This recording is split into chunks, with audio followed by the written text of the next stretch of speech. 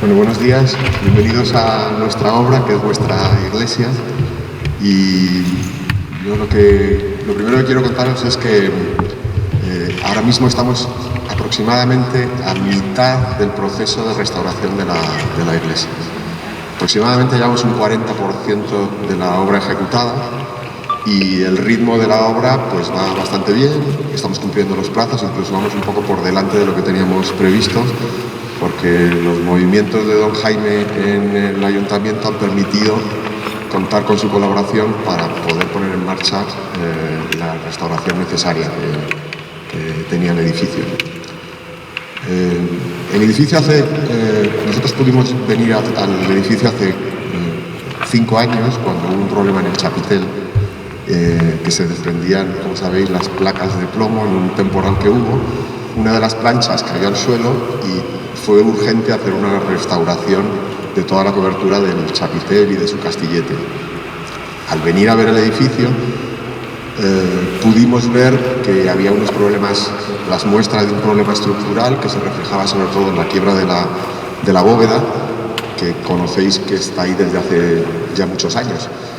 Pero esa patología tenía aspecto de que seguía creciendo, de que iba a mayores. Entonces pedimos hacer una visita al intradós de las bóvedas y pudimos ver el estado en el que estaba la estructura de cubierta, sujeta a la cubierta del edificio. Es una estructura de madera sobre la que se intervino hace 40 años en una intervención de restauración, que ha funcionado durante una serie de años, pero las patologías derivadas de la inestabilidad estructural y de la meteorización por la humedad de lluvia había ido degenerando esa estructura de madera. Fundamentalmente tenemos dos problemas que había que resolver de forma urgente.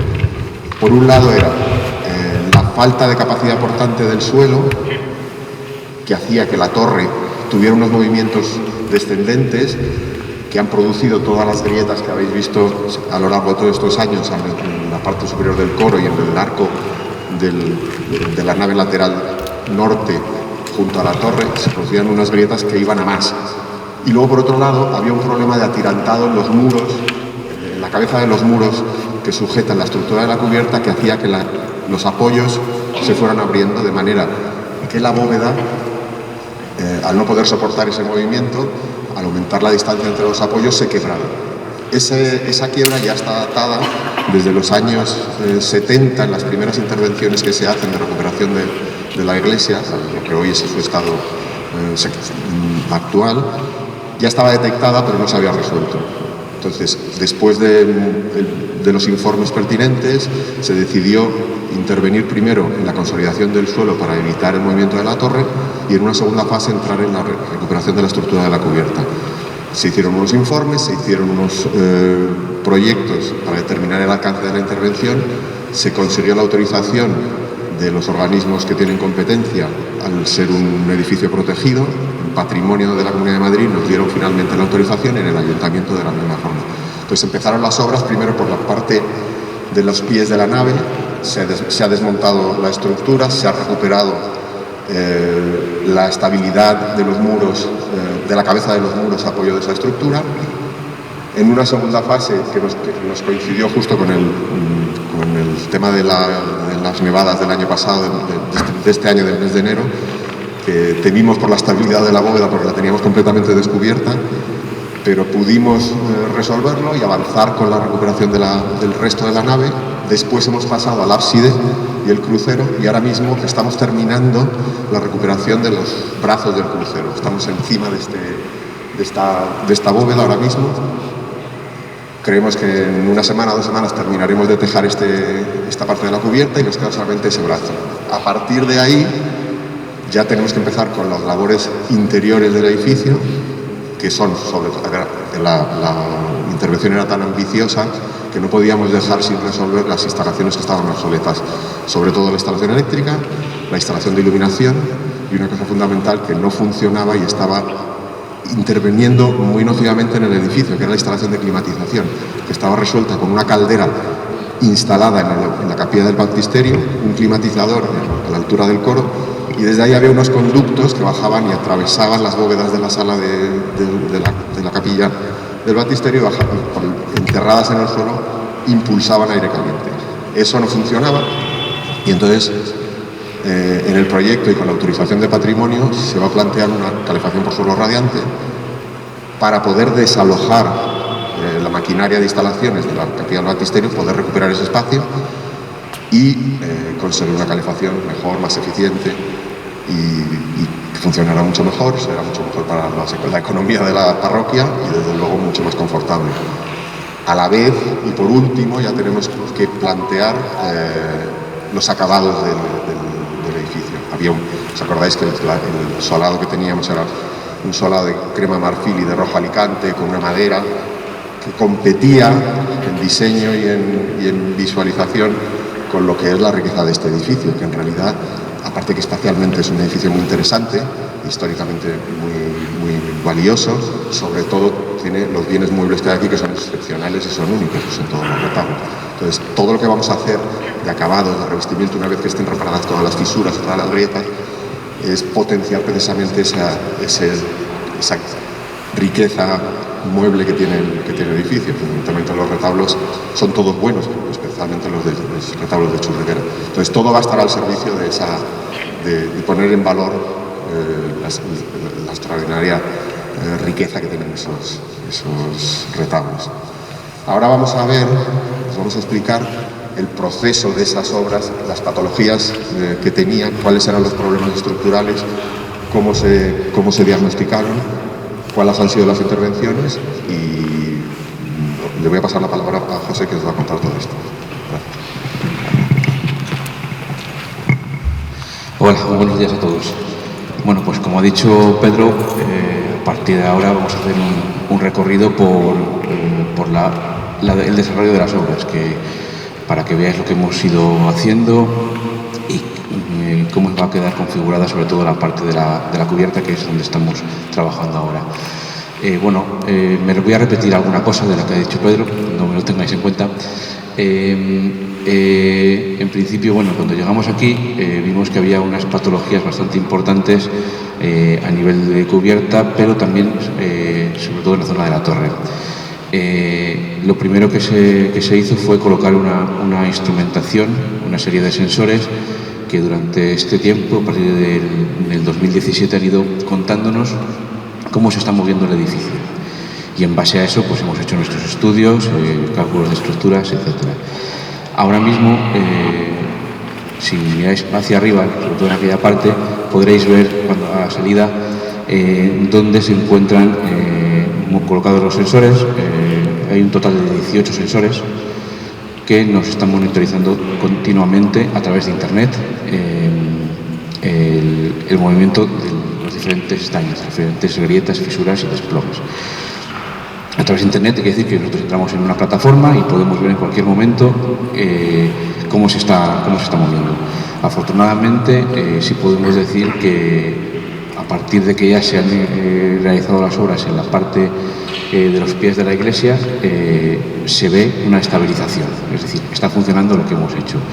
En primer lugar, lo que se hizo, al ver que una parte de los daños venían derivados del hundimiento, muy paulatino evidentemente, pero el hundimiento al fin y al cabo de la torre, ha sido un refuerzo de esa cimentación mediante inyecciones, ¿vale? Se ha inyectado, apenas se ve, es una obra que no se verá nunca, pero que está ahí y que, por lo que hemos visto, está funcionando.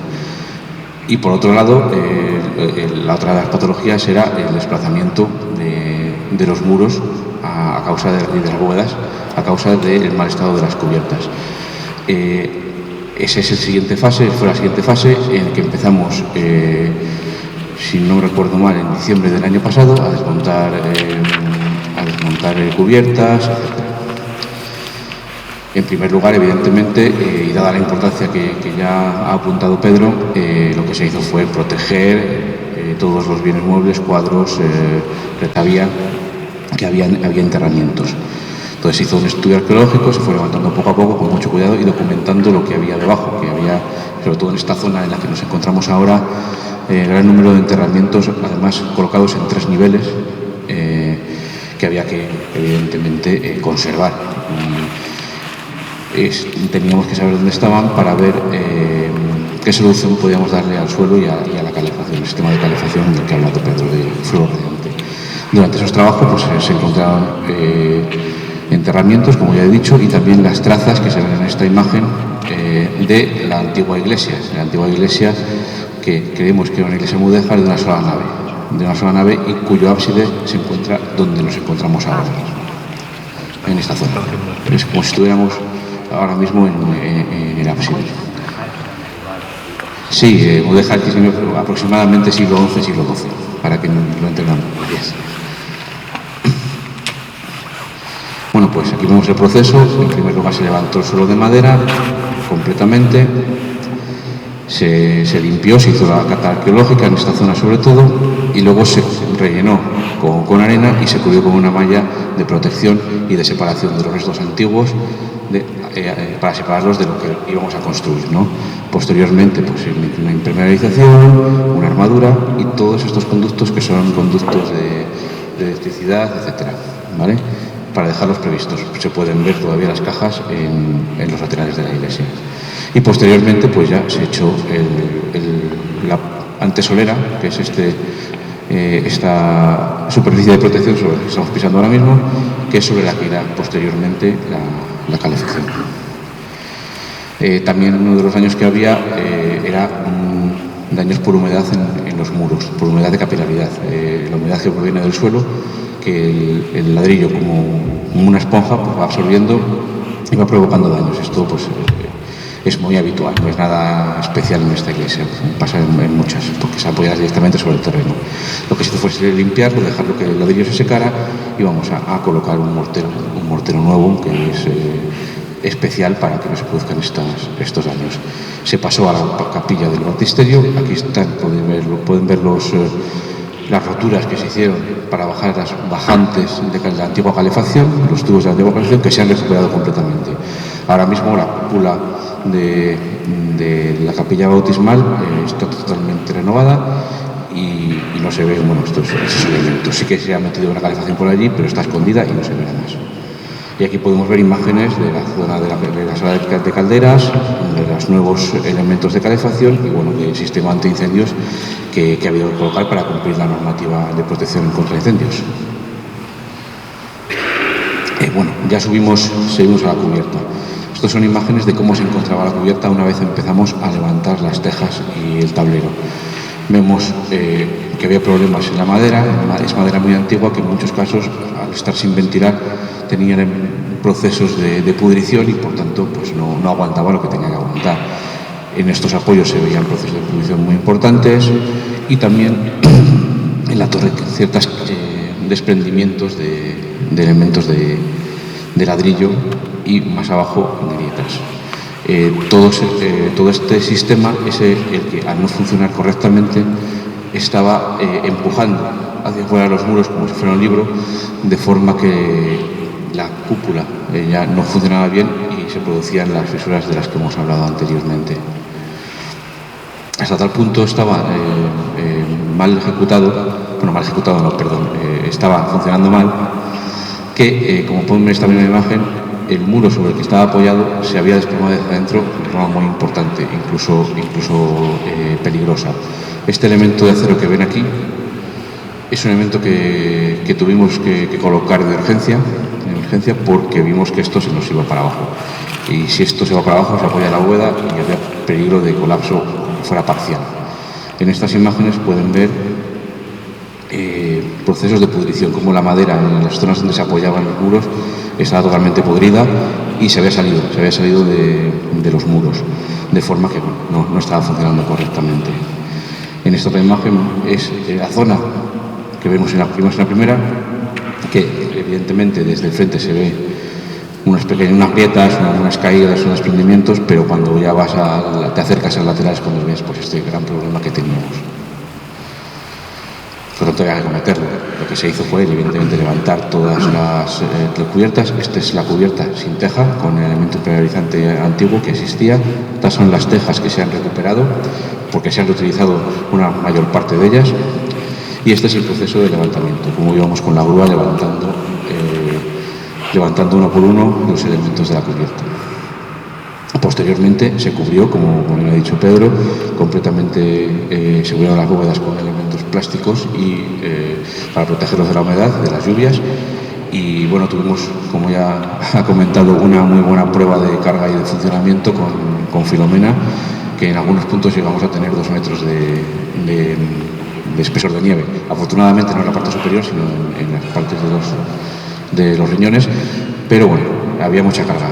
No tuvimos nada claro hasta que no vinimos a verlo, que veníamos con miedo, nos hubiera habido algún tipo de colapso.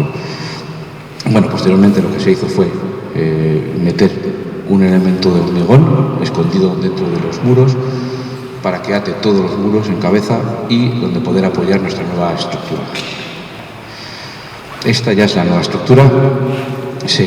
Han tratado de recuperar la mayor parte de los elementos de madera antiguos, colocando los nuevos, cortándolos y haciendo los cajeados que fuera necesario, pero evidentemente en algunos puntos no ha sido posible por el estado anterior, ¿no? Vemos que en la parte baja de los tirantes son la mayor parte madera nueva, pero luego, por ejemplo, en estos elementos más pequeños, pues sí que se ha podido recuperar la madera antigua, que se ve muy bien. La oscura es la antigua y la madera más clarita es la nueva. Posteriormente irá cogiendo ese color cuando vaya envejeciendo y se irán igualando. Este es la fase de la zona de los pies, por encima del codo. Fue la primera que cometimos.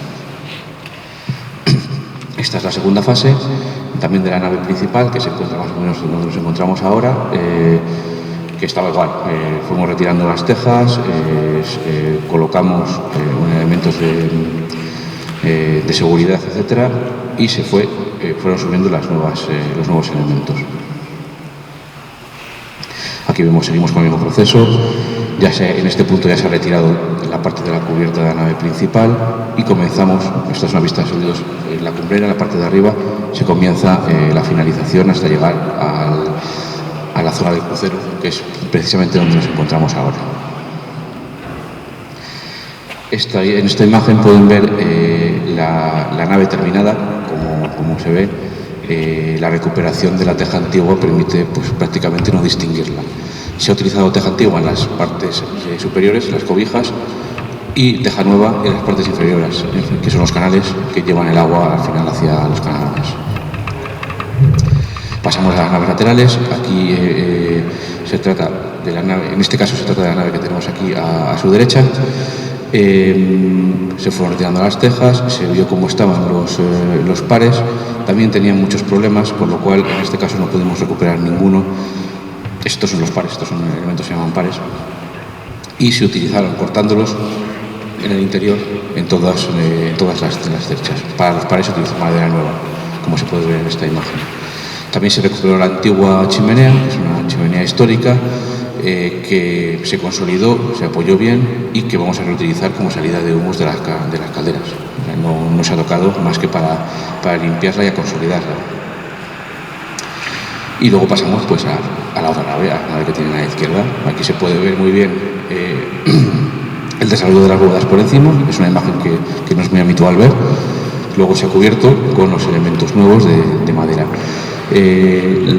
Estaba prácticamente igual que la otra nave, con una diferencia. Aquí nos encontramos con estas columnas de piedra que hemos recuperado y hemos dejado vistas para que exista una referencia en posteriores estudios, que nos llevan a pensar que en algún momento esta iglesia estuvo pensada para hacer una estructura como, digamos, más rica, más, con pilastras de piedra y con arcos de crucería también de piedra. En otros puntos hemos visto restos de los arranques de los arcos de crucería, como estaban previstos. Lo que ocurre es que en algún momento, probablemente por causas económicas, pues se cambió un poco el sistema y esto se dejó escondido. Nosotros ahora lo vamos a dejar así para que pueda subir, pues lo tenga a la vista. Bueno, y esto es la nave, esta es la fase en la que nos encontramos, la parte del crucero, de la bóveda del crucero, y del ábside, que es la parte que está encima del retablo principal. En este caso pues había un muro de piedra que lo que hicimos fue cerrarlo con hormigón, atarlo bien en la parte superior con hormigón, y sobre él apoyamos las vigas radiales de del ábside. En esta imagen se ve mucho mejor, aquí abajo, estas vigas radiales que forman el ábside y sobre las que luego se apoyan estos pares radiales a las esquinas. En este caso, la estructura era mucho más compleja, había una estructura de pendolón, tenía algunos elementos de refuerzo que se habían ido colocando durante todo el proceso histórico, durante su vida útil, para asegurarlo, porque bueno, tenía ciertos problemas. Sustituimos el antiguo pendolón, como he visto, cortándolo y lo levantamos, y colocamos uno nuevo que tiene la misma función, geométricamente es diferente, pero tiene la misma función, y la función es aguantar las cargas de todo el ábside sin que haya ningún apoyo. Aquí no tenemos ningún apoyo central ni nada. Como ven, es una estructura bastante curiosa y bastante espectacular. La lástima es que al final queda escondida, está en una zona de la cubierta que no se puede visitar fácilmente. Bueno, posteriormente pues ya fuimos colocando tableros, etcétera, y luego finalmente la teja. Bueno, esta es la parte del testero que tienen justo encima de ustedes, donde cierra la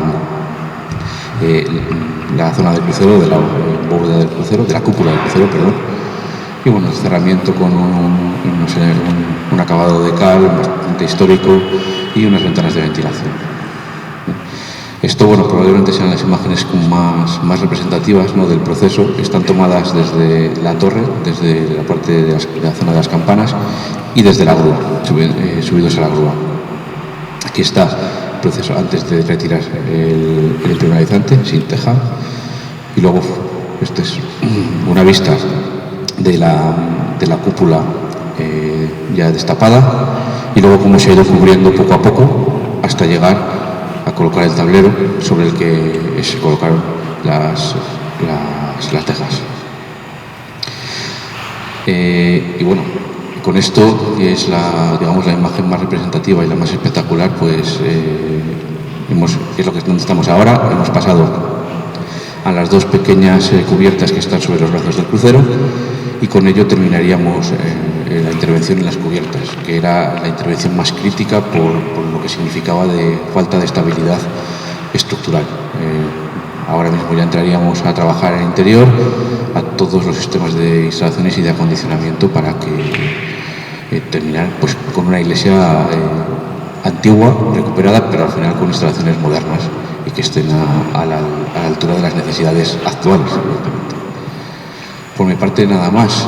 Muchas gracias, y bueno, si tienen alguna pregunta, introducción, duda, inquietud, pues ahí estamos para ello. Si os parece, primero sería si alguno quiere preguntar a los técnicos, y luego le damos la palabra al señor obispo. La verdad, a ver, pues pasamos el micrófono más o menos, a ver. Sí, yo quería preguntar, a raíz de que has comentado que si sale un elemento de emergencia para evitar el colapso del muro hacia adentro, quería saber un poco qué situación estaba este muro, o sea, cuánto se calcula más o menos que podría aguantar, o cómo se encontraba. Bueno, pues la verdad es que en ese punto y en otro que también existía cerca, la situación era bastante precaria. O sea, nosotros cuando decidimos hacer esa intervención, la primera de ellas la hizo Pedro, y todavía no había ni siquiera llegado aquí. Fue una intervención rápida y muy de emergencia, es decir, no sabemos si hubiera podido pasar algo en un mes, en 3 o en 2 años, pero en realidad era bastante precaria la estabilidad, con lo cual prácticamente sin encomendarnos a nadie se tomó la decisión de hacerlo inmediatamente, y luego ya preguntar a ver qué hacíamos, porque podía haber habido un problema serio.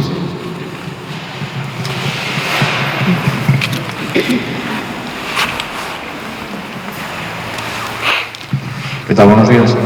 Le quería hacer una pregunta al respecto de cuánto tiempo estaba previsto el inicio toda la obra, y según ha ido pasando el tiempo, a cuánto tiempo finalmente se va a ir toda la rehabilitación de la parroquia.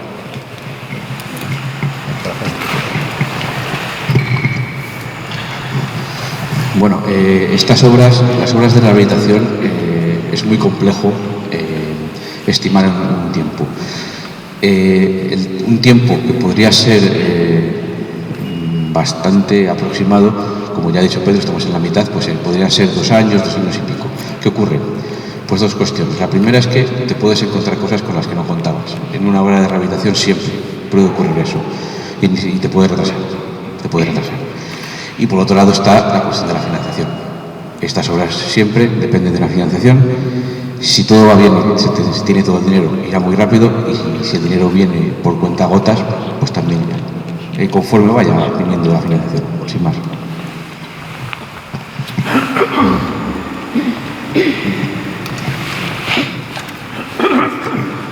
Precisamente al respecto de lo que se puedan encontrar, quería saber si en los trabajos arqueológicos han encontrado algo que haya demorado un poco lo que es la evolución de la obra, y si ha habido algo inesperado o de especial interés en lo que han encontrado.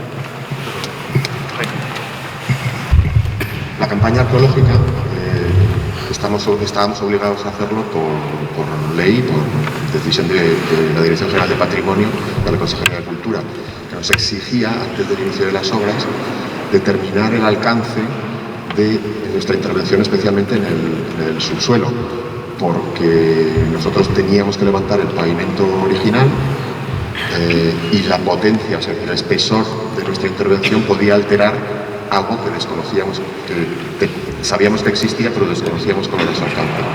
Por eso se encarga a una arqueóloga el control, la ejecución de ese estudio arqueológico previo. Fue bastante rápido y fue muy aclaratorio, porque confirmó lo que habíamos leído, lo que teníamos datado. Teníamos incluso información de planos históricos del siglo XVI, en el que estaba ya hecha una traza y un reparto de los enterramientos para el futuro de la iglesia.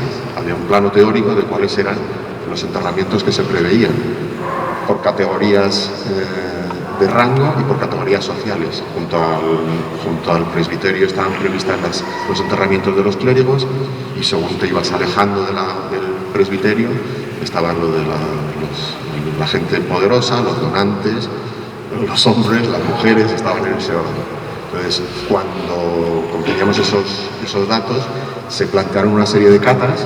Todo esto se hizo previamente a tocar una piedra, y para no levantar todo el suelo de la iglesia, lo que se hizo, se eligió una serie de puntos donde podía haber más interés, unas catas junto al presbiterio y una zanja transversal de lado a lado a la altura de la entrada a la sacristía. Y ahí se determinó, se pudo observar que había enterramientos en 3 niveles, y pudimos comprobar que de todo lo que habíamos planteado hacer en proyecto era posible hacerlo, porque no llegábamos a tocar la cota del último enterramiento, el enterramiento más somero. Entonces lo que se hizo fue levantar, hacer un levantamiento, los restos que aparecieron en esa cata en la que se determinan los 3 niveles se volvieron a enterrar en una fosa. Entonces se hizo muy respetuosamente, y las conclusiones de la arqueóloga llegaron en el mes de enero, y una vez que se aprueba el estudio arqueológico en patrimonio, nos dieron autorización para el comienzo de las obras. Sí, únicamente añadir que la arqueóloga nos permitió publicar los informes. Está en la página web de la parroquia, www.parroquiasansalvador.es. Ahí podéis acceder a los informes arqueológicos. Me preguntabas también si se había descubierto algo de interés. Hay una cosa muy interesante que sale del estudio arqueológico, que es la determinación de la traza de la iglesia original. Los muros de esa iglesia, de esa nave, están exactamente bajo la línea de pilastras de la nave central. Este era el ancho, que son 10,5 metros, es el ancho de la iglesia original. Y el cierre de esa nave era un ábside semicircular, que estaba aproximadamente bajo el eje de la cúpula. Cuando se ha levantado, se han visto los cimientos, hoy están tapados, protegidos y tapados, pero tenemos documentado gráficamente dónde está el ábside de esa iglesia, y eso ha sido muy interesante. Les quería hacer una consulta desde el punto de vista técnico. Siempre se ha sospechado que la inestabilidad de la torre obedecía, entre otras cosas, a todas las obras que ha habido en el subsuelo, ya sea garaje, ya sea Metrosur. ¿Esto se puede confirmar desde el punto de vista técnico? Eso se puede aventurar, es decir, de hecho hicimos un trabajo de investigación sobre, por ejemplo, cómo podía haber influido el nivel freático, la altura del nivel freático, porque Aquí en Leganés el agua estaba siempre muy somera, estaba siempre muy en superficie. Y sin embargo, en nuestros estudios geotécnicos se determinó que la cota del nivel freático estaba a 11 metros de profundidad. También es verdad que estacionalmente varía, o sea, no es lo mismo la altura del nivel freático en el mes de enero, después de los periodos de lluvia, que en agosto. Pero era sorprendente que estuviera tan abajo. Eso se debe puede ser por muchas causas. Puede ser pues, solamente por el hecho de que ahora tengamos un espacio urbano público pavimentado y que las aguas que caen de lluvia se recogen en superficie, pues eso altera el nivel freático. Pero si además hay conducciones que pueden drenar, fugas de saneamiento, vaciados de garajes que hay en el entorno, eso por supuesto que lo puede hacer. Y aquí hay alrededor pues, edificios modernos de los años 60 o incluso ese aparcamiento público que hay en la plaza que ha podido alterar. De todas maneras, las patologías de la torre y los problemas con la torre están datados del siglo XVII. O sea, en 1620, a mediados del siglo XVII, se demuele la torre existente y se hace esa, porque ya había problemas con ella. Pero esa torre pesa mucho más que el resto de la iglesia. Ejerce una carga sobre el terreno y el terreno aguanta, tiene una capacidad importante que es la que tiene. Entonces, cuando tú esa torre que pesa tantísimo la construyes y la llevas al límite, pues el suelo aguanta lo que aguanta. La intervención que hemos hecho es no hemos alterado el cimiento, no hemos hecho un micropilotaje o un refuerzo de la cimentación, sino que hemos hecho ha sido una mejora de la capacidad importante del terreno, es decir, darle al terreno una capacidad para que aguante más carga. Y eso, hoy hay tecnologías sencillas de aplicar y muy eficientes. En este caso se ha inyectado una resina que lo que hace es colmata los poros que hay entre la granulometría del terreno y consigues esa mayor resistencia. ¿Alguna pregunta más? Yo quería preguntar. Sí. En cuanto a la investigación que habéis hecho arqueológica sobre las tumbas que hay, ¿habréis pensado en el proyecto de que haber dejado alguna a vista de cara, pues no sé, turísticamente, o que la gente del pueblo viera un poco a sus antepasados o algo de eso? Bueno, o sea, la campaña arqueológica tiene por objeto el garantizar la preservación de ese patrimonio. Siempre, normalmente, lo que haces es levantas, lo datas y lo vuelves a enterrar precisamente para garantizar su conservación. Especialmente lo más interesante no eran los féretros y las sepulturas que había, o sea, lo que nos hemos encontrado eran cosas muy curiosas. La mortalidad infantil hace 200 años era enorme. Casi todos los enterramientos que había eran de niños, de infantes, porque desgraciadamente era así. Pero el verdadero interés arqueológico no era ese, sino datar la traza del edificio original, y eso, como mejor está y mejor protegido está, es enterrado. Lo que sí haremos seguramente será dejar algún vestigio, alguna marca o una mención. Me gustaría dejar una trama, aunque fuera una marcada con una placa, la datación de ese ábside de la iglesia original. O sea, esas menciones históricas, como se hacen en los retablos, que están llenos de placas conmemorativas o placas recordatorias de algún acontecimiento. Eso es importante, ese descubrimiento es verdaderamente importante. ¿Alguien más? ¿Alguna pregunta más? Bueno, pues ahora le cedemos la palabra a don Ginés.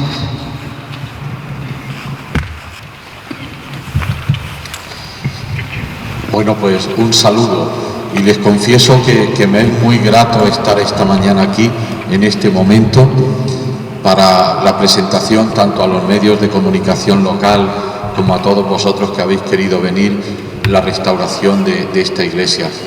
El otro día me decía Francisco Aro, de la empresa constructora, que era un trabajo, una obra complicada, y me decía él, y para los que nos dedicamos a esto y nos gusta esto, una obra muy bonita, ¿no? Yo les confieso que el otro día, cuando vi estas imágenes, sobre todo estas, me quedé impresionado, ¿no? Estamos ante uno de los bienes patrimoniales más importantes que tiene la diócesis de Getafe. Nuestra joven diócesis no tiene mucho patrimonio, pero las cosas que tiene son muy importantes. y no cabe duda que este bien patrimonial de la diócesis estaba en peligro. Después de ver algunas imágenes que han visto antes, yo la verdad es que aquella noche casi no podía dormir, diciendo: el Señor ha estado grande con nosotros y el ángel de la guarda está en Leganés, porque se podía haber caído cualquiera de estas paredes que han visto inclinadas. Me decían que la madera cuando la bajaban se rompía sola y gracias a Dios no ha pasado nada. Pero creo que había que hacer esta obra de restauración. Primero por lo que significa el templo en sí, patrimonialmente hablando, y después también porque esta es una parroquia viva. Es una parroquia muy viva, con gran afluencia de fieles, y por tanto teníamos que tener una parroquia bien arreglada, bien conservada, ¿no? La verdad es que cuando uno entra ahora al templo se queda un poco frío, ¿verdad? Acostumbrado a ver nuestra iglesia del Salvador y ver todo tapado, como han dicho ya los técnicos, lo más importante y quizá lo más vistoso también de esta iglesia pues son los bienes muebles, los retablos y tantos bienes muebles que tiene la parroquia del Salvador, y ahora no vemos nada, pero ya sabemos por experiencia que muchas veces lo más importante es lo que no se ve, y creo que eso lo hemos hecho ya, lo que no se ve. Hemos consolidado la estructura de la iglesia, como ya han dicho los técnicos, se han arreglado las cubiertas y ahora vamos a seguir con lo que se ve. Por tanto, sobre todo, lo que yo quería transmitir esta mañana era mi agradecimiento a todos los que han hecho posible esto. En primer lugar, el agradecimiento a la parroquia, a don Jaime, a todos vosotros que habéis colaborado con esta obra y que vais a seguir colaborando. Un agradecimiento muy especial también a la plataforma Salvemos El Salvador. Aquí está don José Luis. Muchísimas gracias a toda la plataforma, porque han sido siempre un aliciente y nos han transmitido ilusión para restaurar esta iglesia. Un agradecimiento muy sincero también a todo el cuerpo técnico, empezando por los arquitectos, por Pedro Jaén, por José Santos, por el arquitecto técnico Bernardo, que conoce mejor que nadie el patrimonio de esta diócesis de Getafe, y para la empresa constructora de Francisco Aro y sus hijos de Colmenar de Oreja, que han hecho y que están haciendo una gran obra. Y creo que un agradecimiento también muy sincero a todas las instituciones que han colaborado y están colaborando con que esto fuera posible. Por nosotros mismos no hubiéramos sido capaces. Es una obra que va a costar varios millones de euros y difícilmente podíamos hacerlo.